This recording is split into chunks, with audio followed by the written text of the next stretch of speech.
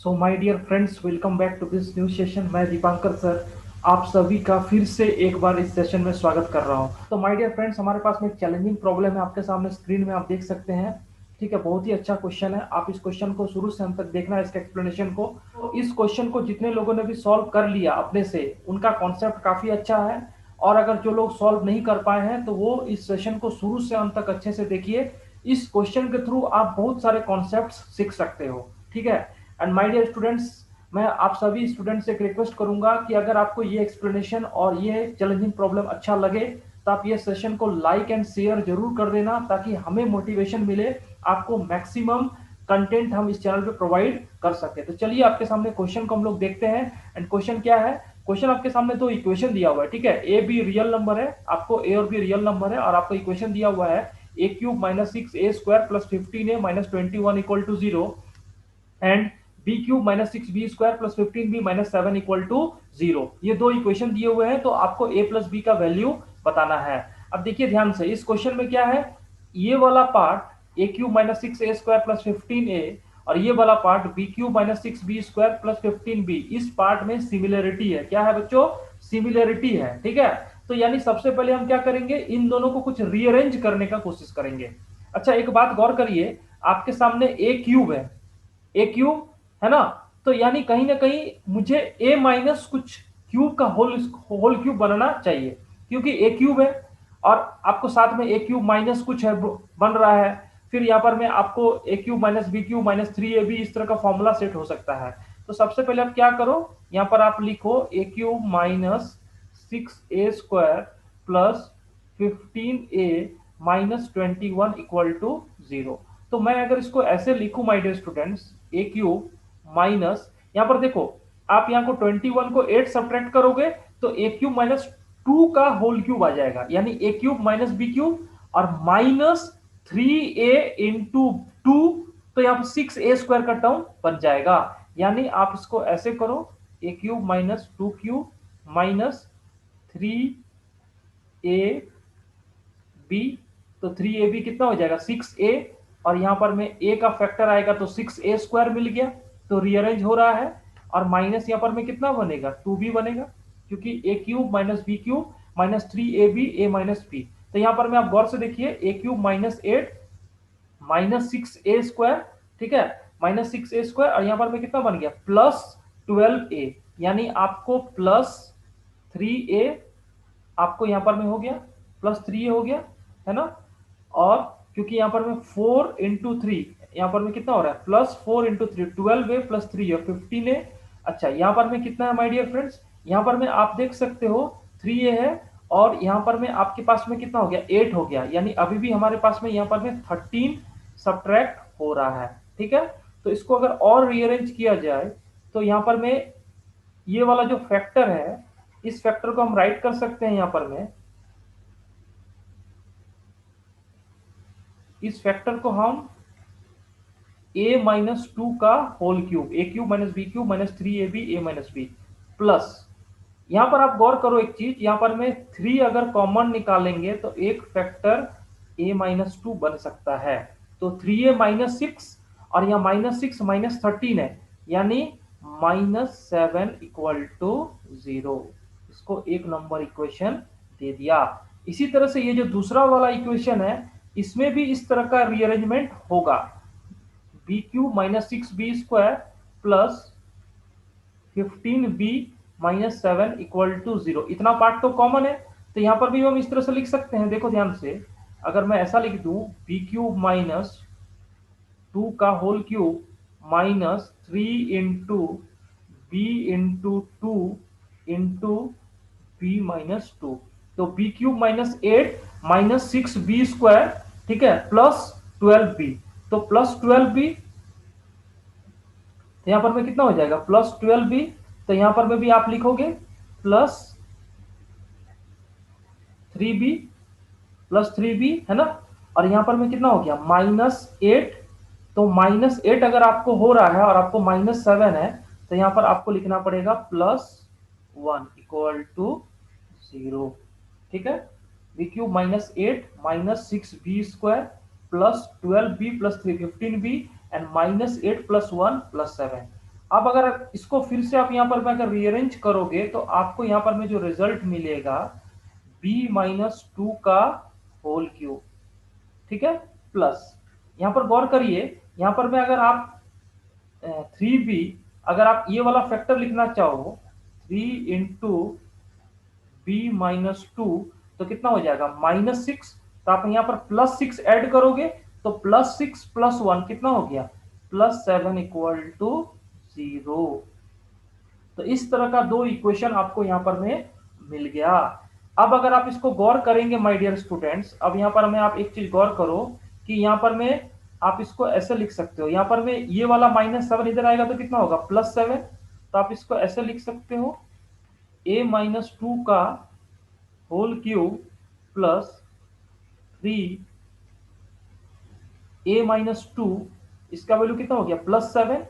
और जब +7 इधर आएगा तो आपको मिलेगा माइनस ऑफ b-2 का होल क्यूब -3 ऑफ b-2। तो अगर इसको फिर से थोड़ा सा रीअरेंज किया जाए तो ये बनेगा a-2 का whole cube plus 3a-2 equal to, ये माइनस को इधर मल्टीप्लाई कर सकते हैं तो we can write it as 2 - b whole cube plus 3 into, यहां पर में भी आप क्या किया माइनस को अंदर में मल्टीप्लाई किया, तो माइनस को अंदर मल्टीप्लाई किया तो आपको मिल गया 2 - b का होल क्यूब, ठीक है, प्लस यहां पर भी अगर माइनस से मल्टीप्लाई करूंगा तो 3 इंटू 2 - b। अब देखो यहां पर एक पैटर्न जनरेट हो गया। पैटर्न क्या जनरेट हो गया माय डियर स्टूडेंट्स कि a-2 whole cube plus 3a-2 equal to 2 - b whole cube plus 3 2 - b। यानी आप अगर इसको गौर करेंगे तो यहां पर में ये दोनों क्या है ना कि एक फंक्शन बना रहा है, ठीक, एक फंक्शन बना रहा है। मतलब ऐसा बोलो कि लेट एक फंक्शन मैंने मान लिया f(x), वो फंक्शन कैसा है, एक हो जाएगा x³ प्लस 3x, एक फंक्शन मान लिया। ये फंक्शन कैसे अरेंज किया, क्योंकि एक पावर है x, अगर ये पूरे टर्म को x मान लेंगे तो x³ होगा प्लस 3x, और इधर में भी अगर 2 - b को हम x मानेंगे तो x³ प्लस 3x, यानी एक फंक्शन बना रहे हैं, ठीक है। अब ये जो फंक्शन है f(x), इस फंक्शन का अगर आप इसको डिफरेंशिएट करोगे, इस फंक्शन को डिफरेंशिएट करोगे, क्यों डिफरेंशिएट करेंगे, क्योंकि फंक्शन में यहां पर में 2 पॉइंट पर वैल्यू सेम मिल रहा है।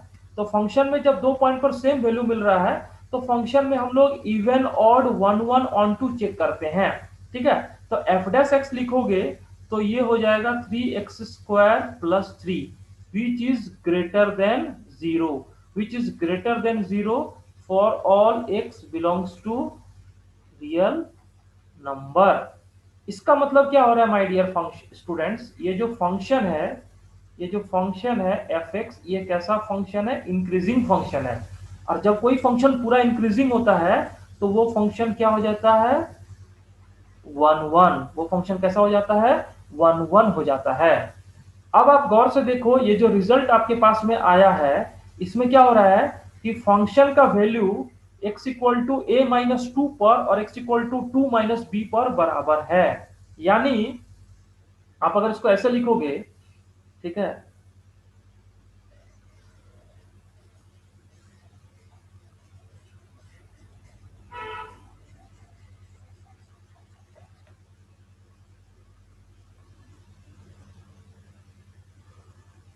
तो आप ऐसा लिखो कि सिंस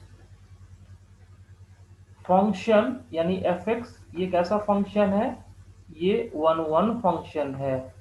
ये कैसा फंक्शन है 1 1 फंक्शन है। क्यों 1 1 फंक्शन है, क्योंकि फंक्शन का डेरिवेटिव पूरा पूरा ग्रेटर देन 0 है, और जब फंक्शन का डेरिवेटिव पूरा पूरा ग्रेटर देन 0 होता है तो फंक्शन 1 1 होता है। दैट मीन्स अगर आप ऐसा बोलो कि f(x1) = f(x2), आपको पता है कि 1 1 फंक्शन में क्या होता है कि अगर 2 पॉइंट पर फंक्शन का वैल्यू सेम है, दैट मीन्स दोनों वैल्यू भी क्या होंगे बराबर होंगे। कोई भी आप 1 1 फंक्शन लोगे इस तरह का ग्राफ बनेगा इंक्रीजिंग। इसमें क्या होगा कि अगर एक x पर वैल्यू यानी x1 पर वैल्यू और x2 पर वैल्यू फंक्शन में बराबर आ रहा है। F of x1 equal to f of x2, f of x1 equal to f of x2, f of x1 equal to f of x2, यानी a माइनस टू पर function का value और 2 minus b पर value दोनों क्या है, बराबर है ना। इस इक्वेशन में देखो फंक्शन का value x equal to a minus two पर और फंक्शन का value x equal to 2 minus b पर दोनों इक्वल है। दैट मीन्स आप लिखोगे यहां पर में कि x1 का वैल्यू आपके पास में a माइनस टू है और जो x2 है इसका वैल्यू आपके पास में 2 माइनस बी है। और x1 इक्वल टू क्या हो जाएगा, x1 इक्वल टू x2 हो जाएगा, क्योंकि जब फंक्शन 1 1 है तो फंक्शन का वैल्यू x1 पर और x2 पर क्या है, बराबर है। तो यहां से आपको मिल जाएगा a minus two equal to 2 minus b. तो यहां से आपको मिल रहा है a plus b equal to 4, a plus b equal to 4, यानी जो आपको आंसर चाहिए था that is a plus b का वैल्यू कितना हो गया, 4 हो गया। तो क्वेश्चन में सबसे पहले जो ट्रिक था वो ट्रिक ये था आपके सामने कि इस क्वेश्चन में आपको रीअरेंज करके एक सिमेट्री का पैटर्न ढूंढना था। इस सिमेट्री का पैटर्न में आपको दिख गया कि एक फंक्शन बना सकते हैं। वो फंक्शन कैसा फंक्शन बन गया, x cube plus three x, है ना। यानी फंक्शन जब x cube plus three x है और वो फंक्शन 1 1 है, वाई 1 1, क्योंकि फंक्शन का डेरिवेटिव पूरा पूरा ग्रेटर देन जीरो। जब फंक्शन का डेरिवेटिव पूरा पूरा ग्रेटर देन जीरो होता है या पूरा पूरा लेस देन जीरो होता है तो फंक्शन पूरा इंक्रीजिंग होगा या पूरा डिक्रीजिंग होगा। और डिक्रीजिंग फंक्शन या इंक्रीजिंग फंक्शन हमेशा कैसे होते हैं, 1 1 होते हैं। यानी फंक्शन का वैल्यू a माइनस टू पर और फंक्शन का वैल्यू 2 माइनस बी पर बराबर है। तो जब 1 1 फंक्शन में दो पॉइंट पर वैल्यू बराबर होता है तो वो दोनों पॉइंट भी आपस में क्या होंगे, इक्वल होंगे। तो हमने बराबर कर दिया a minus two equal to 2 minus b, तो यहां से रिजल्ट मिल गया a plus b equal to 4। तो देखिए काफी ब्यूटीफुल क्वेश्चन है, ठीक है। ऐसा क्वेश्चन जनरली जेईई एडवांस में पूछते हैं, ठीक है। क्वेश्चन में बहुत ज्यादा कैलकुलेशन नहीं था, थोड़ा रीअरेंज करना पड़ा और फंक्शन का कॉन्सेप्ट लगाना पड़ा। तो आई होप आपको ये क्वेश्चन काफी अच्छा लगा होगा। एंड माय डियर फ्रेंड्स, अगर आपको ये सेशन अच्छा लगा है ये चैनल को सब्सक्राइब कर लीजिए एंड ये सेशन को लाइक एंड शेयर भी कर दीजिए। तो चलिए बच्चों हम लोग ये सेशन को यहीं पर एंड करते हैं। Thank you my dear friends.